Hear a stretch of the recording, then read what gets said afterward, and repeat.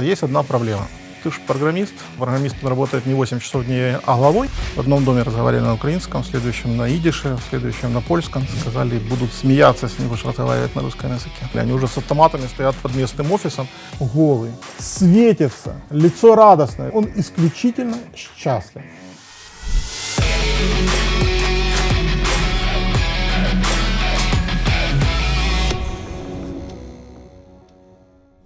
Друзья, добрый день.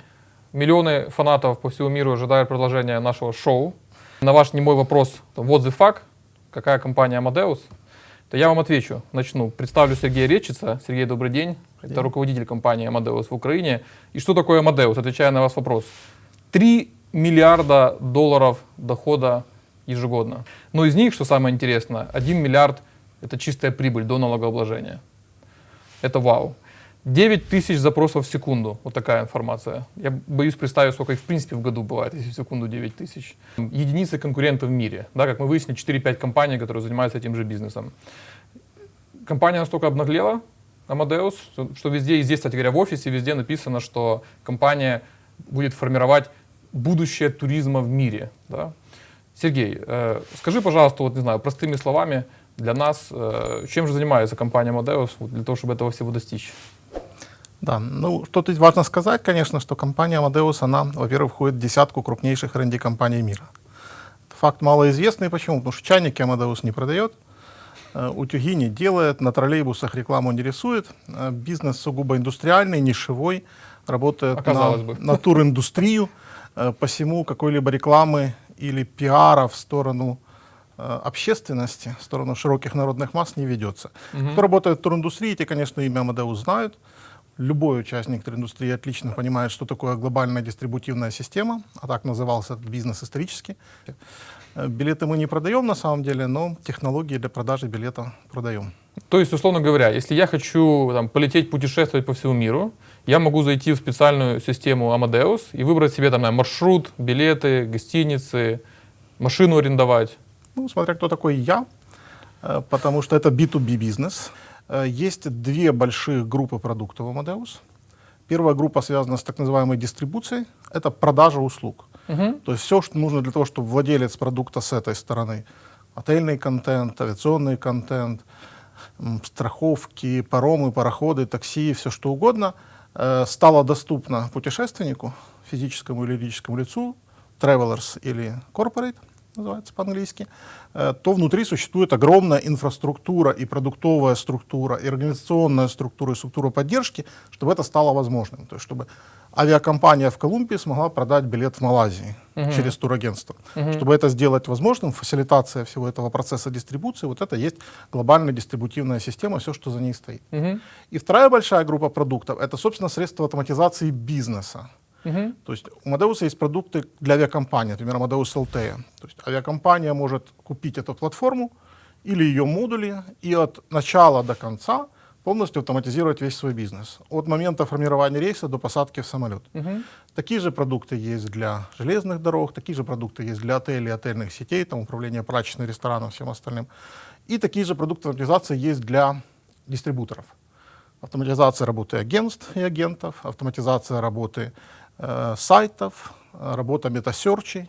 То есть, когда мы все приходим в какое-то агентство туристическое, и нам говорят, продавец, да, что смотрите, вы можете полететь туда, потом сюда, пересесть вот здесь, да, снять вот это, покататься вот так прикольно и все остальное. То вот чтобы вот этот продукт они могли предложить, вот это в каком-то, я очень утрированно представляю, вот это есть этот connection, который делает Amadeus между разными всеми, вот, и делает единый контент. It also gives you access to diverse and rich content from airlines, hotels, car rental companies, railways and more, saving you on average 68% of your time when booking ancillary services alone. И только connection. Если речь идет об авиации, ну, понятно, что из Киева в Одессу долететь можно не столь многими способами, и найти такие рейсы и понять, каким из них удобно долететь, не так сложно.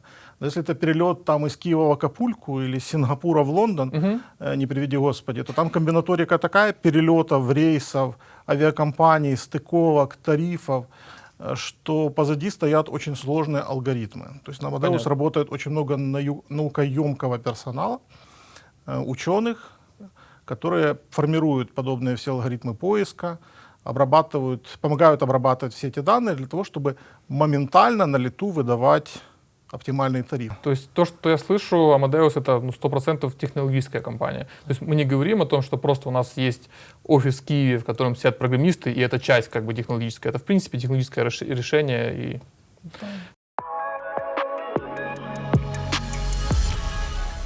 Скажи, все-таки вот я понимаю, что компания уже существует много лет, я помню, она создана в 87-м еще году, и она уже такая точно глобальная, ни больше, ни меньше. Но штаб-квартира в Мадриде, да, тем не менее считается, она все-таки вот первоисточники, основатели, они откуда? Они... Я уже не знаю, насколько у них присутствовал украинский менталитет, но когда компания образовывалась, он очень сильно отразился на том, как она основывалась. Она была основана 4 авиакомпаниями. Это Иберия, Испания, Люфтганза, Германия, Air France, Франция и шведские авиалинии САС. Шведские авиалинии как-то очень быстро отошли в сторону от этого всего, а 3 основные вот европейских перевозчика, они оставались учредителями до 2010 года, до IPO основными. Компанию решили зарегистрировать в Мадриде, там были достаточно льготные налоговые какие-то условия в то время. Так по-прежнему там находится наша штаб-квартира, Amadeus испанской регистрации, мы все работаем на испанскую компанию. Там сидит весь менеджмент, борд, юристы, финансисты, кадры, маркетинг, продажи большей частью и тому подобное. Все это находится в Мадриде. Air France в очень замечательном месте между Ниццей и Каннами в горах. Есть такой городок, называется София Антиполис. Это французская Кремниевая долина. Ух ты. Да. Мы говорим Ницца, потому что никто не знает, что такое София Антиполис, а при слове София возникают совсем другие ассоциации. Точно. Поэтому чаще говорим Ницца. Но тем не менее это не Ницца, это ближе к Антибам, в горы, и находится штаб-квартира Amadeus. Точнее, это не штаб-квартира Amadeus, это уже, наверное, целый город Amadeus. Там очень много офисов, запрещено высотное строительство. То есть офисов практически не видно между соснами в лесу. То есть, когда ты смотришь сверху, ты видишь горы и лес, а внизу находится офис. Там не только Amadeus, там очень много IT-компаний, мировых и европейских имеют свои офисы. В том числе много у Amadeus там помещений. Между ними уже нужно шаттл-басом ездить, потому что пешком не между всеми дойдешь. И это R&D-квартира. Там находятся продукты, там находится R&D основное, там находится саппорт, центральные подразделения, там находится огромный брифинг-центр, огромный тренинговый центр для клиентов, то есть все, что связано с продуктом, их созданием, дистрибуцией, сопровождением, все находится там, и поддержка. И да. Третье, последнее, это было Люфтганза. И это эрдинг, и это эрдинг, обработка. да, где не только пиво Эрдингер, а еще и самый крупный гражданский дата-центр Европы, принадлежащий Amadeus. Это была инфраструктура Люфтганзы, как я понимаю, изначально. Они ее внесли в вновь созданную компанию в виде дата-центра, в виде огромного офисного здания, тоже с огромнейшим уровнем безопасности. Дата-центр там с автономным питанием, выдерживает падение гражданских самолетов, рвы, собаки, вышки. Как мне было бы надежно Люфтганза, но они это предусматривают. Да, все, что положено в этом дата-центре есть, и на нем крутится сегодня значительная часть авиации мировой, отсюда и такие средства, и такие подходы к организации дата-центра. Он строился в форме пентагона, если найти в интернете видеоролики и фотографии. Да, такой пятиугольник. Потом в какой-то момент севера начали стремительно уменьшаться в размерах. Строительство прекратили, получился такой Пакман. То есть пятиугольник без нескольких секторов. Так вот он и стоит. Мы были несколько раз там на экскурсии, очень интересно, впечатляющая инфраструктура, впечатляющий бизнес, там противопожарная защита, огромные двери, залы эти машины, еще с мейнфреймами тогда. Плюс в те времена Amadeus, да и сегодня, но сегодня, наверное, не так остро, но в те времена Amadeus поддерживал интеграцию со всеми участниками индустрии. То есть у одного такие системы и протоколы, другого такие системы и протоколы, различные хранилища данных, различные форматы. То есть хотелось, не хотелось, Amadeus'у приходилось вот со всем зоопарком, существующим в мире, работать, взаимодействовать, интегрироваться, брать оттуда данные и выдавать куда-то данные наружу. Например, я помню огромную комнату со стримерами, где ездили роботы, и когда ты заказываешь бронировку, сделанную 4 месяца назад, или 5 месяцев назад, которая ушла в архив, то выезжал такой робот, он подъезжал, брал стример, вставлял этот стример где-то там в считыватель, и агент на следующий день там, или через 2 часа мог прочитать свою старую бронировку, заплатив за это какую-то транзакцию Amadeus. Ты тоже сегодня упоминал по поводу такого, ну, батла между аутсорсом и продуктом. Вот твое мнение по этому поводу в Украине? Здесь на самом деле я не вижу четкой грани. Четкая грань, она опять же на уровне денег, да. То есть где деньги остаются. Потому что если это аутсорс, то сегодня используют Украину, завтра используют Индию, послезавтра используют еще кого-то. Где дешевле, где лучше специалисты, где доступнее кадры, туда это все будет и переноситься неизбежно. А продуктом владеет известно кто, и деньги получает от продажи этого продукта тоже известно кто. И это, как правило, находится не в Украине, не в Индии. То есть с точки зрения денег здесь абсолютно понятно разделение. С точки зрения, какое право применимо, в какой стране, как работает судебная система, это тоже очевидно. С точки зрения работы, ну, можно сказать, что мы тоже аутсорс. То есть мы в Украине пишем продукты, которые потом Amadeus продает по всему миру. Мы же их не лично продаем. Внутри корпоративный такой интерсорс.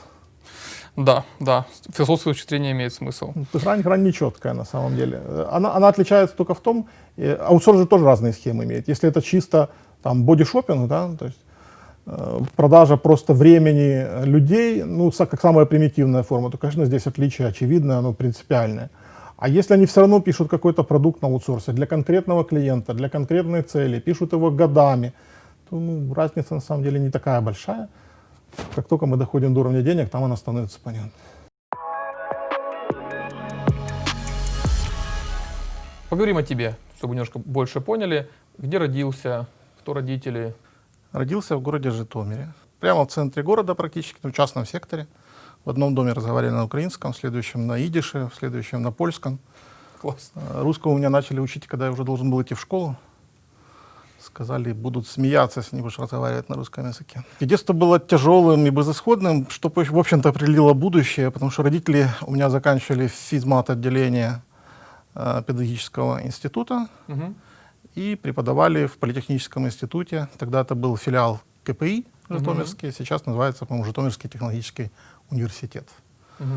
Отец преподавал теоретическую механику, а мать инженерную графику, черчение, аналитическую геометрию, такие вещи. Ну вот что делать в городе в советское время, когда мультики по телевизору показывают 2 раза в неделю.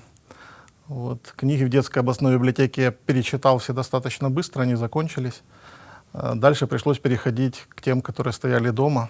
Они в основном были там по физике, по математике, Перельман, Ландсберг. А скучно это было? Читать хотелось что-нибудь? Читать-то хотелось, да. 1, 2, может максимум 3 любимых предмета в школе. Самых любимых. Математика однозначно. То есть это всегда была математика, точнее даже физика в начале. Да. То есть когда я переезжал в Киев учиться здесь в спецшколе, то я считал себя физиком. Это потом уже постепенно трансформировалось в математика, а потом с появлением первых персональных компьютеров программиста. Это все в школе происходило.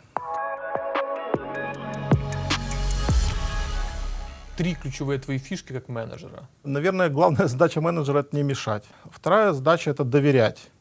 То есть доверяя людям, позволяя им делать свою работу, наверное, это самая большая мотивация для программиста, для человека, связанного с наукой, связанного с креативом, это доверять. Если есть дизайнер, а тебе не нравится, ну, хороший вопрос. Где проблема, в дизайнере, в тебе? Или в тебе, да. Или в тебе, да. Я, поскольку образование имел счастье получить профильное первое свое образование программиста, то слова-то я все понимаю, даже иногда комбинации этих слов понимаю. Этого достаточно мне для того, чтобы принимать необходимые решения, когда мне объясняют проблематику. Но рассказывать, конечно, я не имею необходимой компетенции, технической квалификации. И здесь развитие идет так быстро, что если ты отошел на год в сторону, то потом даже вернуться уже сложно. А что говорить, если это не 1 год? Да? Вообще задача руководителя, с моей точки зрения, это создать благоприятную среду.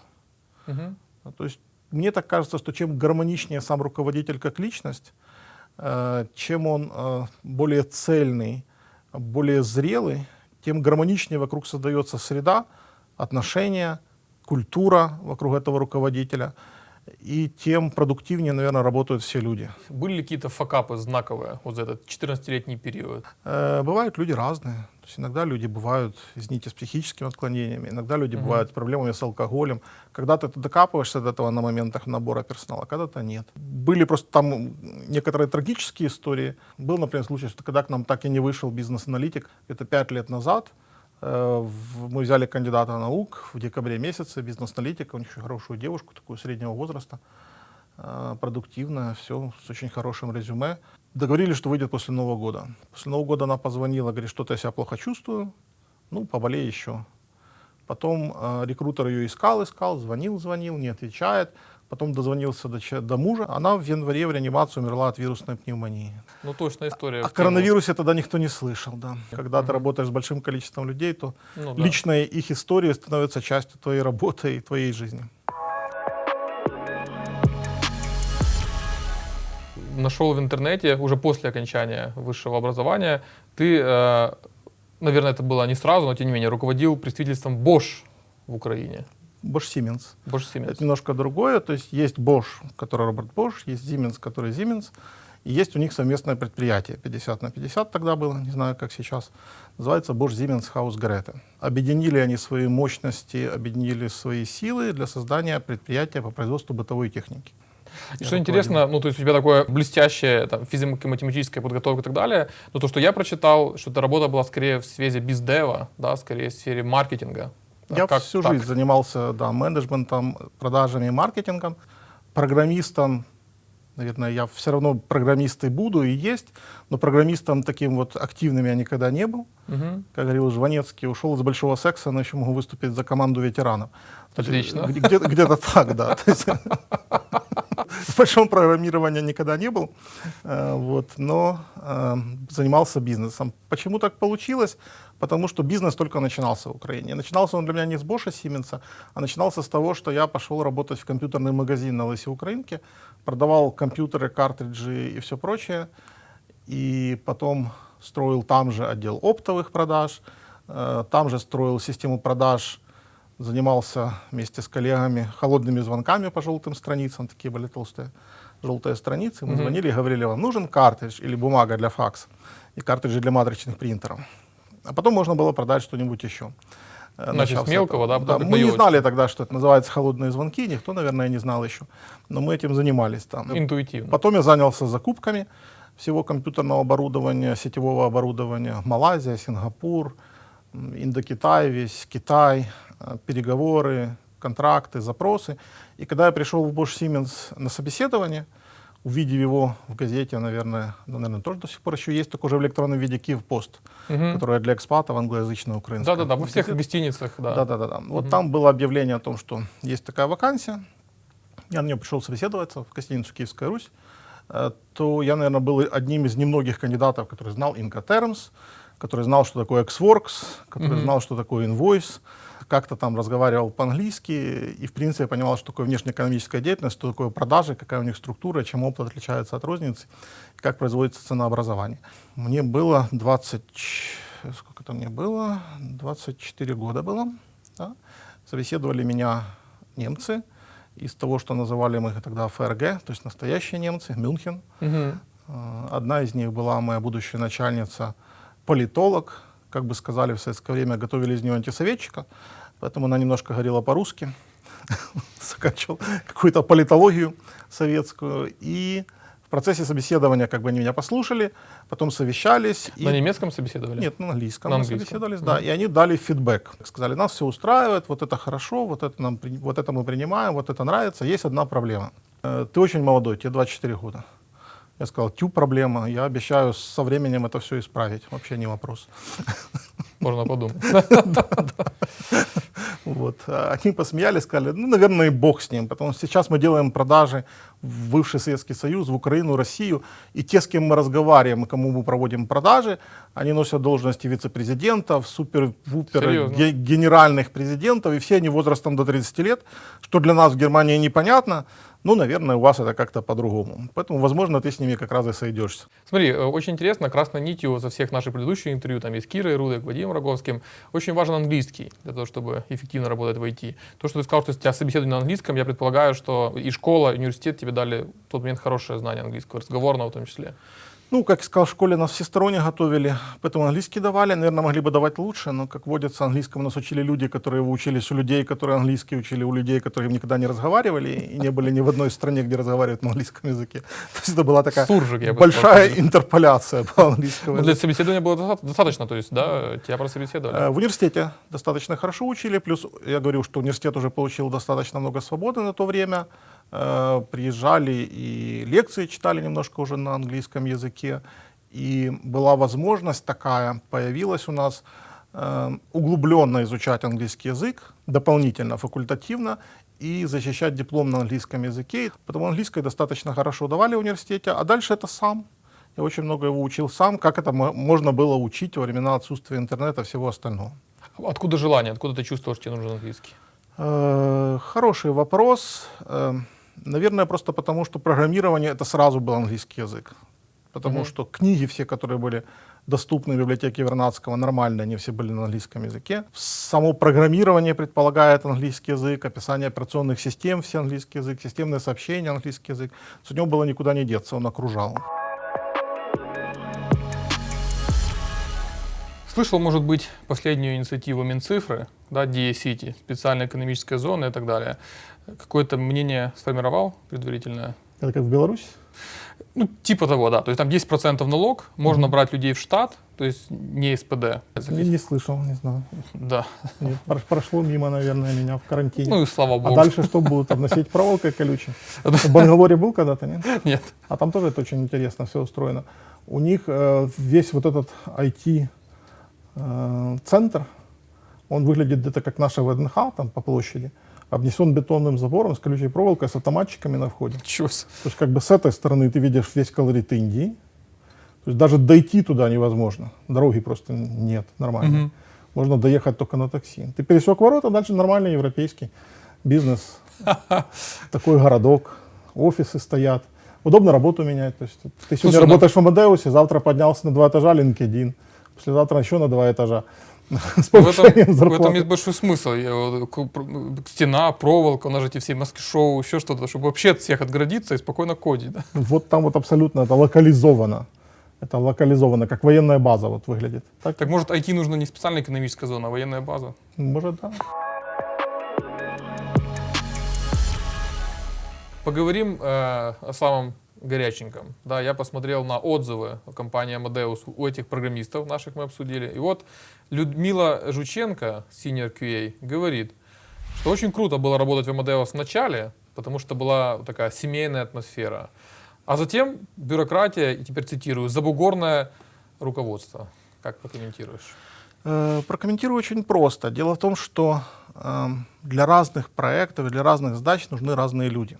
Когда мы находились здесь в режиме такого действительно творческого стартапа, мы искали и соответствующих людей, для которых продукт — это не просто продукт, это там часть жизни. У нас до сих пор работают люди, которые по 10 лет с Amadeus, которые все платформы, созданные в Украине, создавали с нуля и приложили руку к их созданию. Естественно, они к этому относятся немножко по-другому, чем человека, которого мы наняли, и через 3 года он от нас ушел. В 2018 году, 2 года назад, в процессе огромной реорганизации, происходящей в компании, наш R&D-центр получил статус вот одного из 40 центров, он перестал быть региональным, а стал одним из глобальных. Это дает много плюсов, как, например, возможность участвовать в создании любых глобальных стратегических продуктов Amadeus, так и дает определенные минусы. Минусы какого рода? Теперь все меньше вещей, которые мы делаем полностью, да? Все больше вещей, в которых мы участвуем тем или иным способом. То есть мы делаем какие-то кубики, да? Вот там Райкин говорил, да? Я рукава шил, к рукавам проблемы есть? Нет. К карманам есть? Нет. То есть, да, международная интеграция, каждый делает свою часть, потом мы собираем из этого совместно эффективное решение. Это требует немножко других людей. Это требует немножко другого понимания, в принципе, development цикла, своего в нем участия и гораздо больших усилий по интеграции, согласованию, взаимодействию с кучей людей. Естественно, что проще, когда здесь сидишь командой в 10, 12, 20 человек, пилишь какой-то продукт полностью от нуля до конца, ты его делал своими руками, то когда ты работаешь в большой системе, так это не может работать. Да? То есть если продукт глобальный, он используется по всему миру 24/7, то поддержка должна работать 24/7, то должны быть процедуры, должна быть документация, которую не всегда программисты любят писать, и многие-многие другие вещи. Дальше Алексей Середенко, сеньорный разработчик, балдеет от того, что работа построена вообще без овертайма. То есть если кто-то хочет прийти в субботу и поработать на сложной задаче, это его личный выбор, его личное дело, офис здесь не закрывается, он работает круглосуточно. С точки зрения компании есть планирование. То есть мы все планируем. Если это спланировано грамотно и правильно, то не нужно ничего закончить к 32 августа, не нужно выпустить Которого нет в релиз календаре, да? да, к годовщине Октябрьской революции. Ничего такого нет. Да? То есть если оно грамотно спланировано, то мы грамотно и работаем. Бывают, естественно, запросы от руководства, там, не знаю, особенно если задействован действительно конкретный клиент, такие вещи бывают. Мы-то согласовываем с людьми, оплачиваем овертаймы, они случаются. Но когда-то у меня был знакомый юрист, и когда главный бухгалтер его начинала ругать, говорила: вот вы в 6 уходите домой, а мне нужно отчеты готовить, а тут субботами, воскресеньями, там, без выходных и все такое. Он ей говорил: знаете, я, во-первых, целый день работаю. То есть, если человек целый день работает, то за 8 часов он очень даже много успевает и сильно устает к концу этого периода. И потом работать он не может, не знаю, как вы. Это первая причина. Во-вторых, если он за 8 часов не делает всю свою работу, то значит надо нанять или еще одного человека, или этого выгнать. Тонкое предложение поработать в рабочее время, да, для этого? Да. Потом такой же подход. Если мы не успеваем что-то сделать за 8 часов, надо или больше брать людей, или брать других людей, потому что эти работают плохо. Есть обратная сторона монеты. Вот Дмитрий Шевцов, QA, да, то есть тестировщик, говорит, что работа четко с 9 до 18. 18:01 расстрел или как? Да и нет. С одной стороны, у нас есть разные проекты, есть разные группы, и они сами между собой и со своим руководством, и с другими командами договариваются, в каком режиме им работать. То есть это может быть с 9 до 6, может быть с 8 до 5, может быть с 10 до 19, если нужно там с Германией работать. Есть смысл вместе выйти на работу, вместе уйти. Из-за чего мы тут часто ломаем копии, это то, что называется flexible hours. Ломаем ровно по той причине, что разные люди разное понимают под одними и теми же терминами. И как математики и программисты мы всегда стараемся сначала терминологию согласовать и кто что под этим имеет в виду. Потому что если flexible hours означает, что я могу не работать никогда. Если remote work означает, что я могу сидеть дома и спать вместо того, чтобы программировать, то это не совсем то. Если это все-таки flexible hours, когда я могу прийти и отработать 8 часов в удобное для меня время, а какой-то промежуток времени работать в офисе, то это всегда возможно, никогда здесь не запрещалось. Опять же, зависит от проекта, от линейного руководителя в этом проекте, от продакт-менеджмента в этом проекте, как команды договорятся. Тем не менее, что еще важно в большой компании, и что было важно, когда все платформы создавались здесь с нуля, у нас наступало 9 часов, но во Владивостоке уже 6 часов не могли выпускать авиабилеты на нашем решении. А в Казахстане уже не то, что там телефоны оборвали, они уже с автоматами стоят под местным офисом, потому что мы не можем вести бизнес, то решение, которое написано в Киеве, там лежит.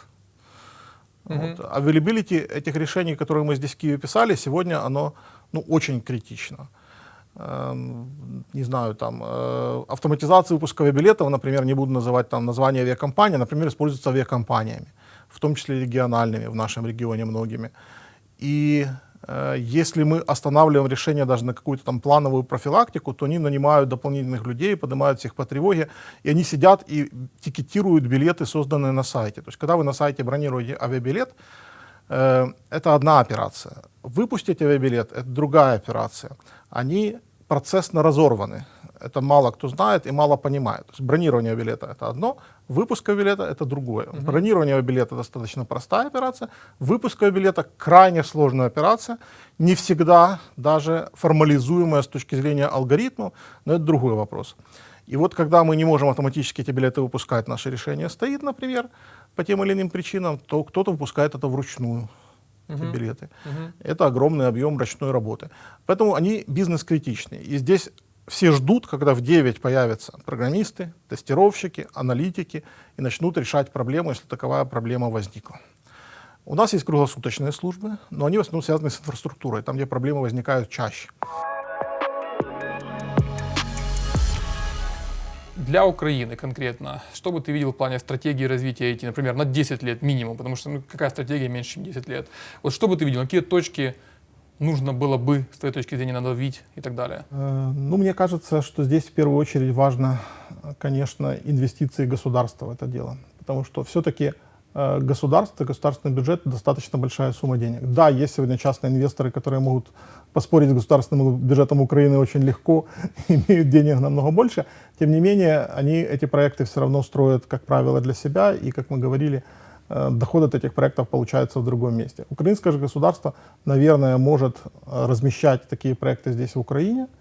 В том числе ДИА, например, да, пример. Пусть оно там не гиперсложное приложение, но это как пример того, как государство может инвестировать в автоматизацию, диджитализацию и поддерживать локальные компании, и поддерживать локальные продукты. Естественно, что для этого нужны условия, как мы говорили, чтобы работала судебная система, чтобы работала защита авторских прав, чтобы работала защита предпринимательства, причем хоть с какой-то гарантией. На самом деле даже в 90-х, которые мы там по-разному оцениваем, но были вещи, когда правительство брало на себя, например, обязательства перед совместными предприятиями по освобождению от определенных налогов. И хотя это уже было давно невыгодно и не нужно стране, и, наверное, и неправильно, и за этим стояли разные криминальные схемы, но государство свои обещания выдерживало, и то, что оно ввело, оно до конца таки довело.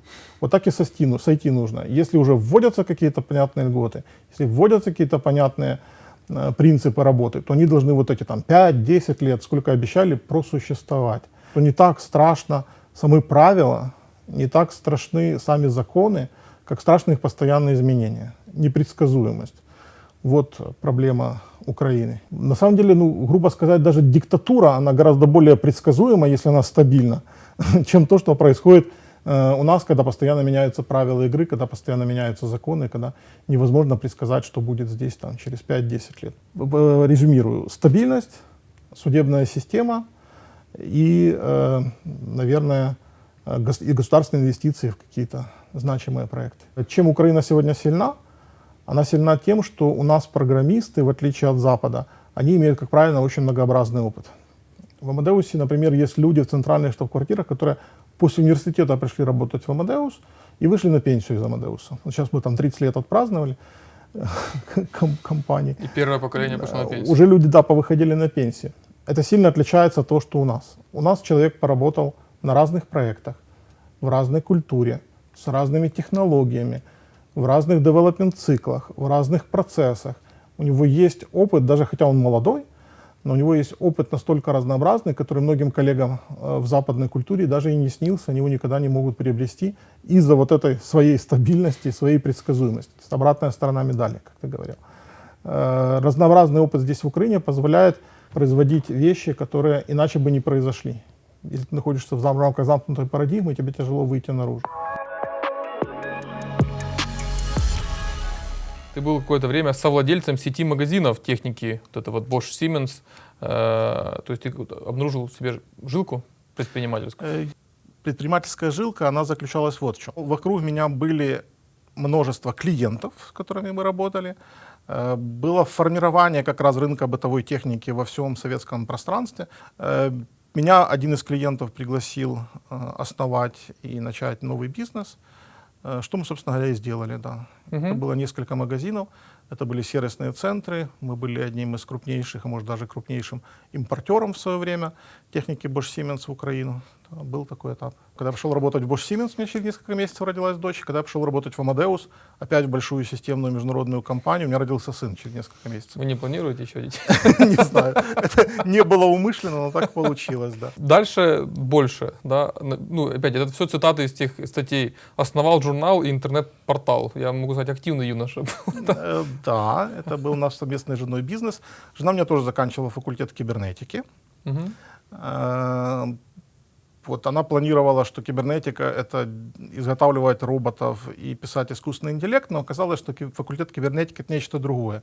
Это математика, математика, математика, математика, опять математика. Вот количество волос на голове, оно показывает приблизительно пропорцию математических предметов на факультете кибернетики. Ее всегда тянуло к творчеству, поэтому, когда она окончила факультет кибернетики, она начала заниматься рекламой в достаточно известных тогда компаниях. Последнее место работы у нее было начальник отдела рекламы в Арасите. Так вот, мы вместе с ней выпускали бюллетень и имели сайт по продаже бытовой техники и по вопросам, касающимся бытовой техники. То есть у меня накопился огромный пласт знаний. Я как бы был готов делиться своими знаниями, давать советы потребителям и окружающим. У меня были связи в этой области, я мог собирать там коммерческие предложения, знал, у кого получить рекламу для того, чтобы содержать весь бизнес и тому подобное. И за то время я на самом деле написал очень много статей про бытовую технику. Они где-то еще по интернету гуляют. И за некоторые до сих пор еще спасибо шлют по прошествии 20 лет, хотя уже все, по-моему, поменялось 20 раз, но, видимо, не настолько. И вот в этот момент, я так понимаю, ну не в этот, у тебя еще была работа в компании Lanit и так далее. Вот ты таким ощущением, что собирал по капелькам жемчужины разный опыт, и в 2006 году на тебя вышел Amadeus. Или ты вышел на Amadeus? Как это Я произошло? вышел на Amadeus. То есть работа в Lanit заключалась в чем? Там около 3 лет работал, и это был период тоже революционный для страны. Страна узнала, что такое ATM или банкомат. И мы завезли несколько тысяч банкоматов, расставили их по всей стране. Ну, а потом они как бы уже не стали нужны в таком объеме. То есть это был такой проект, рынок насытился определенным образом, все там существующие банки получили свою автоматизацию, и в тот момент я начал искать, ну, как бы, где бы еще поработать. Почему такие разные бизнесы? Ну, в какой-то момент я решил, что раз уж я занимаюсь продажами, маркетингом и управлением, то это не так важно, в какой сфере в конечном итоге. Я начал искать работу и откликнулся на объявление Amadeus. Amadeus искал бизнес-девелопмент менеджера и deputy GM, заместителя генерального менеджера. Компания тогда была представительство некоммерческое, еще ГДИПовское. Как раз при мне оно уже регистрировалось как коммерческое, и меня взяли, по-моему, одним из первых сотрудников на работу уже в коммерческое представительство Amadeus в Украине. И как замдиректора и бизнес-девелопмент менеджер я отвечал за все направления, кроме, собственно, продаж. Хотя с ключевыми клиентами все равно работал, потому что отвечал за продукты, отвечал за поддержку. Если не IT, то что? Ну, то есть так выглядит, что у тебя как-то... Да я бы и не был никогда IT, просто так получилось в Amadeus, что для того, чтобы достичь бизнес-целей, целей продаж в Украине и Молдове, это два рынка, за которые отвечает представительство, нам недостаточно было того обширного портфолио, более 400 продуктов, которое было в Amadeus для travel-агентств. Каких-то продуктов просто не было в силу особенностей Украины, где-то ее там недоразвитости, извините, на то время в плане тревела и в плане автоматизации. Где-то по каким-то другим причинам, особенности законодательства, не хватало портфолио. И поскольку Amadeus на то время находился в фазе, как бы это сказать, віддаємо владу на місця, вот, то у всех представительств были очень большие полномочия в плане того, как использовать бюджет и как вести бизнес. Есть ключевые KPI, ты их достигай. Как ты их достигаешь, по большому счету, твое дело, давай результат. Классно, свобода. Это было еще и потому, что в очень многих странах у Amadeus не собственное представительство, а совместное предприятие. То есть иногда выйти в какую-нибудь там ближневосточную страну проще сделать совместное предприятие с крупным турагентством или с крупным авиаперевозчиком, чем начинать такой бизнес с нуля. Amadeus много где так выходил. В Украине всегда было полностью принадлежащее Amadeus представительство, но это не везде так. Свобода была большая. И многие представительства, не только Киева, они писали какие-то продукты. Это могли быть маленькие, это могли быть большие. Начиналось, естественно, с аутсорса и тому подобное. Украина не исключение, то есть несколько продуктов мы начали здесь писать сами. Это нетипичная история, на самом деле, для Amadeus.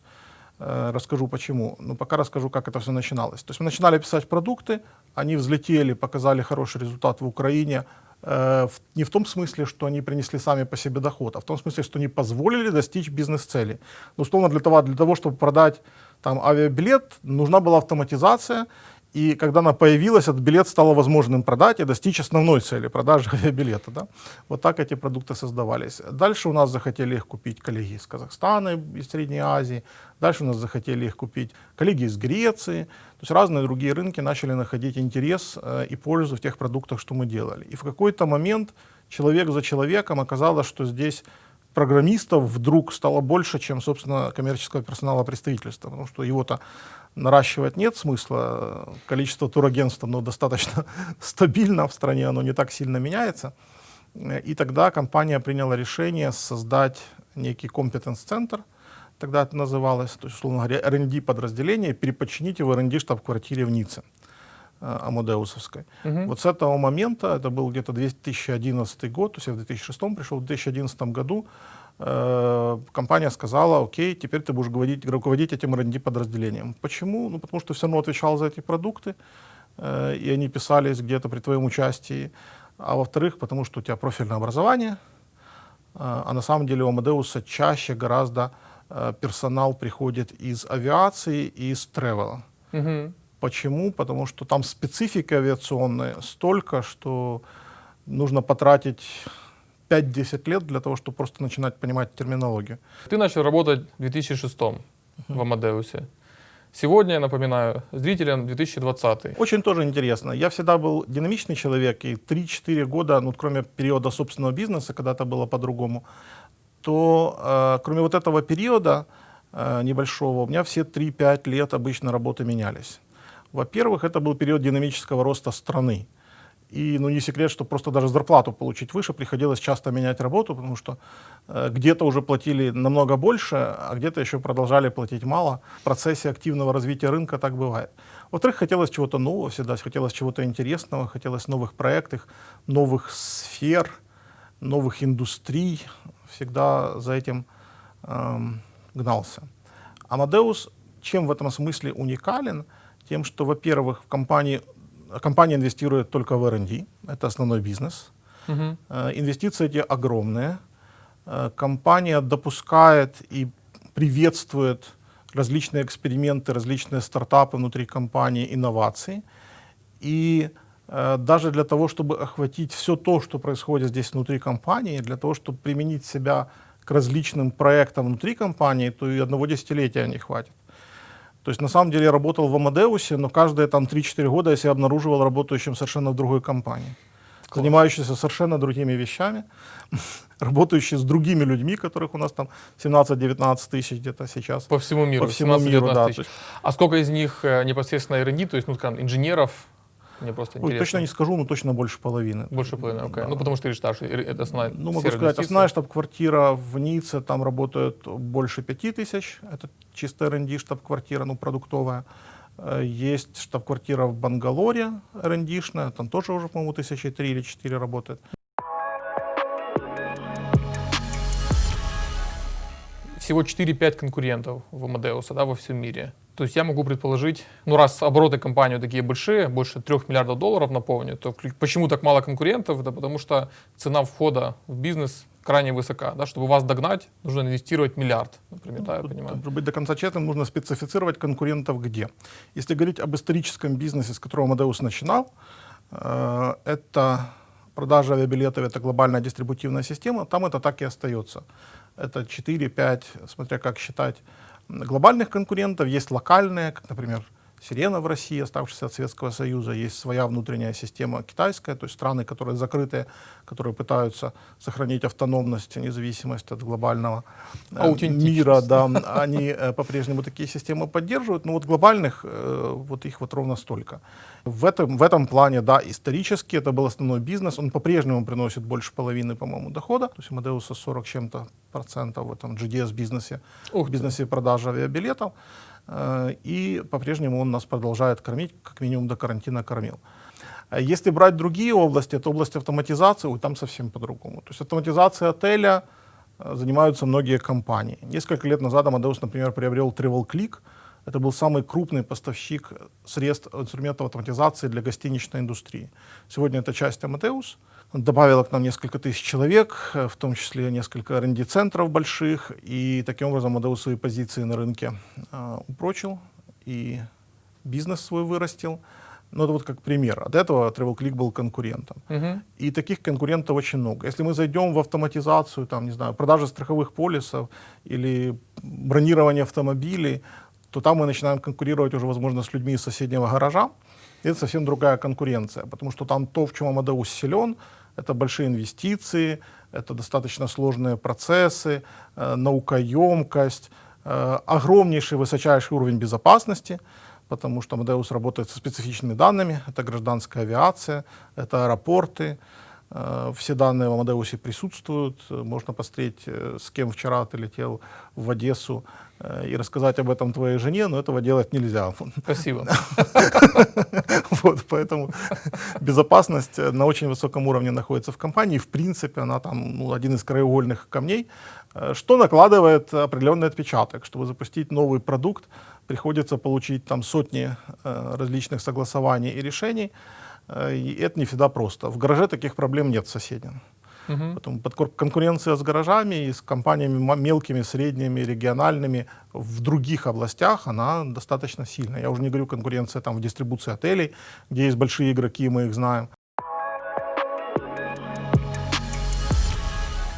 Последний такой стратегический вопрос, что касается образования, да, IT-образования в Украине. То есть такое ощущение, вернее ощущение и четкое осознание того, что оно сильно отстает, да, в подготовке качественных IT-специалистов и прогнило основательно. И если давать деньги в Минобразование куда-то, там как в черную дыру, они где-то пропадают, а чтобы какие-то качественные изменения увидели, не увидели. С твоей стороны, вот части образования, ты бы видел, на какие точки стоило бы нажать? Здесь на самом деле как обстоит дело. Если мы говорим о фундаментальном образовании, оно было раньше у нас, по крайней мере, достаточно хорошее. То есть фундаментальная физика, фундаментальная математика. Отличные были профессора, они давали знания, люди эти знания приобретали и до сих пор по всему миру используют, и специалисты наши ценятся. Когда мы говорим об IT как более прикладной области, то, естественно, такая система образования, она не может существовать. То есть уже когда я учился, и профессор нам преподавал операционную систему для ЕС, и говорил, вот 12 томов, я их все прочитал, и сейчас я вам, детки, расскажу о том, как это работает, так оно нам не надо. Ну да, я успел попрограммировать на перфокартах и на ЕС, и, наверное, старенькие меня будут приглашать в школу, знаешь, с палочкой придут, как дети, сейчас я вам расскажу, как я программировал на перфокартах для ЕС, что такое перфокарта, я одну с собой принес.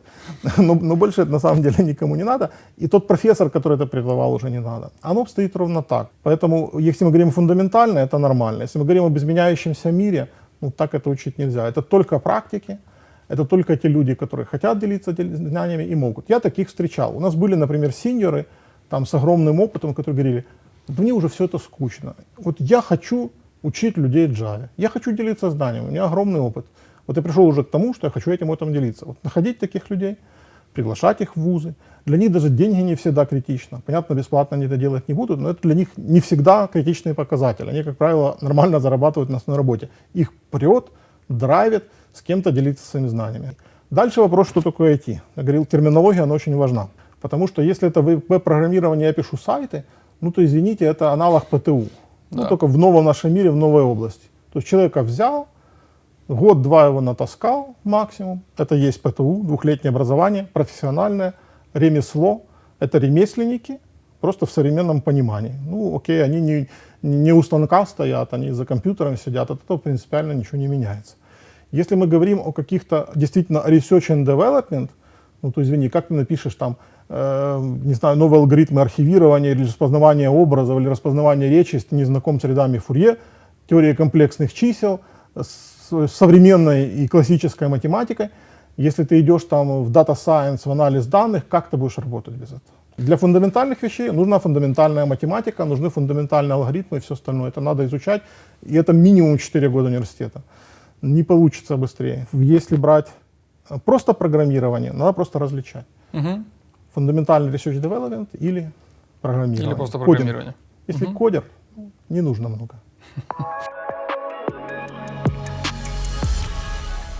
Будущее тревела виртуальной реальности, ты говорил. Что ты имеешь в виду? Ты такое говорил? Раз говорил, наверное, правда, я же не мог чего-то не того сказать. Сейчас придумаю, да?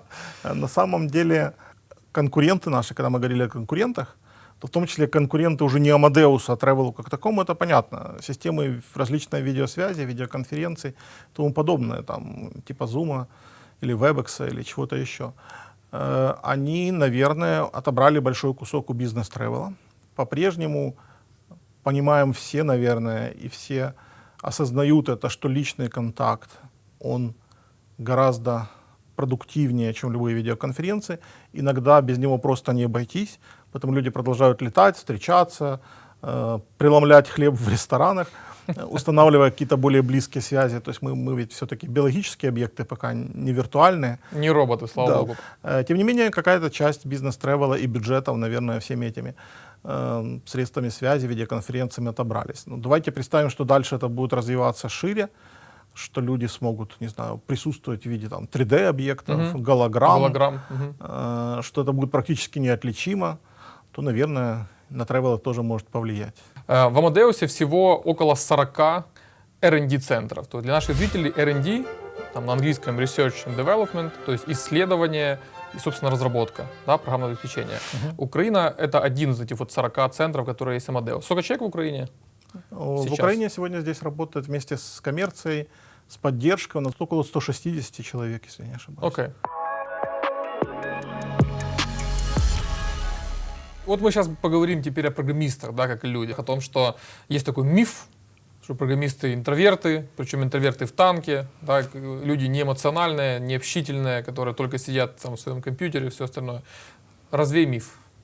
Ну, тут на самом деле, как вот в том анекдоте, когда сын не разговаривал до скольки-то там, до 18 лет, а потом сели кушать, он говорит: мама, борщ не соленый. Он говорит: сынок, ты заговорил, почему ж ты столько лет молчал? Раньше, говорит, соленый был нормальный. Вот программисты из той серии, то есть, в общем-то, а чего говорить просто так? То есть для того, чтобы что-то говорить, должна быть какая-то цель. У каждой коммуникации есть цель. А поговорить? Ну, даже у поговорить, в принципе, есть цель, но не все ее осознают. То есть для некоторых, а поговорить это есть, собственно говоря, цель, которую они достигают. Здесь немножко не так. А программисты все тоже разные люди.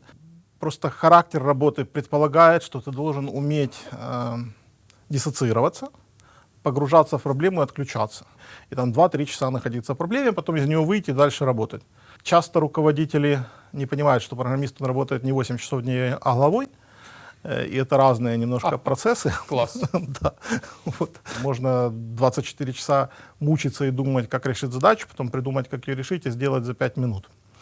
И вот в этом стоимость программиста, в опыте, в умении решать задачи. Интровертивность, она вот ложится туда же. Если говорить просто так, то зачем? А если это на кухне с коллегами на профессиональные темы, то нет там интровертов.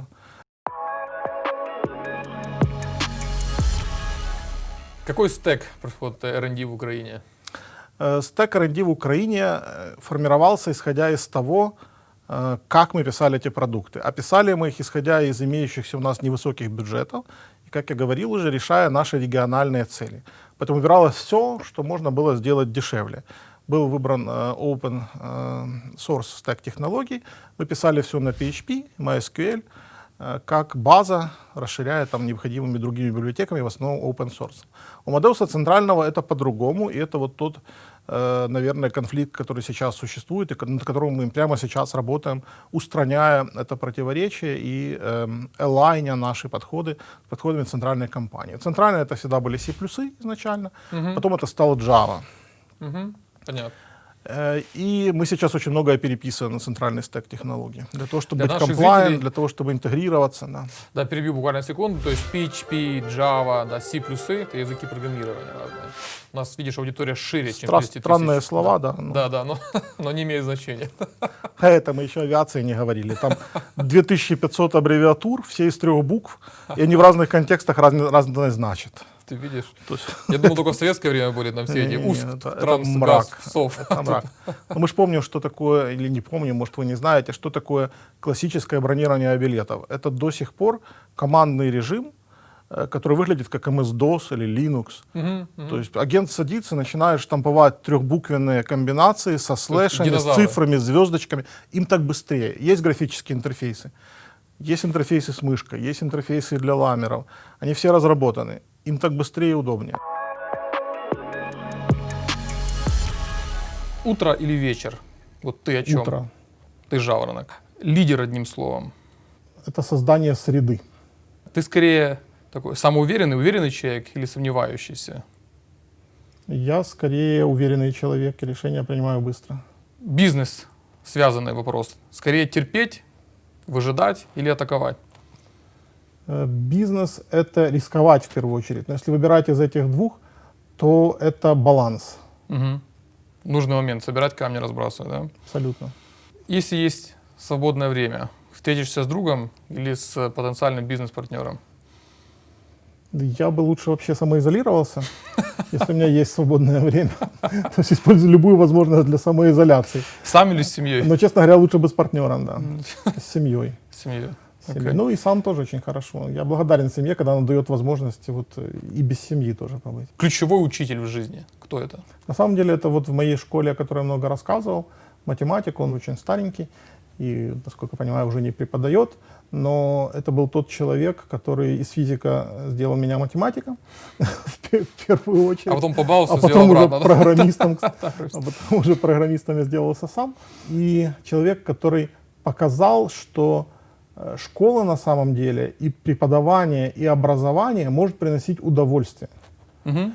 Который научил нас стремиться к получению знаний, показал нам, зачем эти знания нужны. Мгм. Потому что самый сложный вопрос, который мне задают, например, мои дети, это: а зачем я хожу в школу и учу географию? Или там, зачем я учу биологию? То есть вот вопрос, ответ на этот вопрос я получил в детстве, и он очень сильно потом помог. Сколько тебе нужно денег, есть такой fuck you money, или, другими словами, финансовая свобода? Вот какую сумма в голове, которая, если есть, ты больше не думаешь о деньгах Денег вообще? должно быть достаточно. Для чего? Какая Просто сумма? достаточно. Ну, сколько тебе достаточно? Нет, просто достаточно. Ну, вот спросить разных людей, им разные цифры достаточно. Вот тебе сколько достаточно? Нет, разным людям оно либо достаточно, либо недостаточно. Это от цифры не зависит. Чем больше становятся доходы, тем больше становятся расходы. Мгм. Можно всю жизнь жить, и денег будет недостаточно при любом их количестве. Расскажу историю. Да? У компании Kiavia есть такой, был генеральный директор, вот господин Шпак.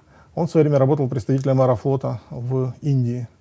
И он рассказывал о своем, как он там в молодые еще годы получал опыт работы с индийской культурой, взаимодействия с индийской культурой. Говорит, выходишь утром, село индийское, дороги нет, тропинка, грязь, вонь, мусор. Навстречу тебе идет индус в набедренной повязке, голый, поет, говорит, светится, лицо радостное. То есть он исключительно счастлив. Мы выходим озабоченные, злые, в каких-то проблемах. Он идет в одной набедренной повязке и счастлив. Ему достаточно. Он поел, ему достаточно. Ему ездить переночевать, ему достаточно. Это вопрос отношения.